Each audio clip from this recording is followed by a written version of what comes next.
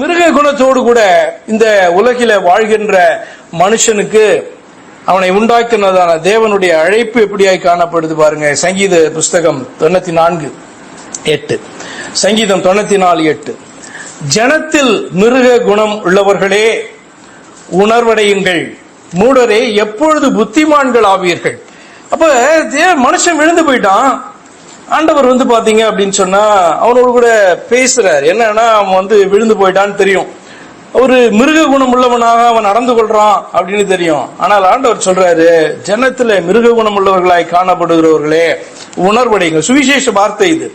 உணர்வடைவுங்கள், மூடரே எப்பொழுது புத்திமான்கள் ஆவீர்கள் அப்படின்னு சொல்லிட்டு பாத்தீங்கன்னா ஒரு வசனத்தை பாப்பா. ஆண்டவருடைய விருப்பம் என்ன? என்னுடைய ஜனம் விழுந்து விட்டது, மிருகத்துக்கும் அதுக்கும் வித்தியாசம் எல்லாம் ஆயிடுச்சு. மிருகம் எந்த இடத்துக்கு போதே அதே இடத்துக்கு தான் இவனும் போய் அவனுடைய வாழ்க்கை முடிவடைகிறது. ஆனால் இவன் வாழும் பொழுது கர்த்தர் அவனுக்கு வைத்திருக்கிற வழியை குறித்து பேசுறாரு.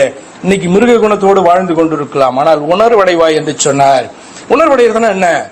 உண்டாக்கின தெய்வத்தை தேடுகிறது, புரிந்து கொள்கிறதான காரியம். எப்போது புத்திமான்கள் ஆவீர்கள் அப்படின்னு சொன்னா ஆண்டவரை அறிந்து அவரை ஏற்றுக்கொள்ளுகிறது தான் புத்தி அடைகிறதான காரியமாய் இருக்கிறது.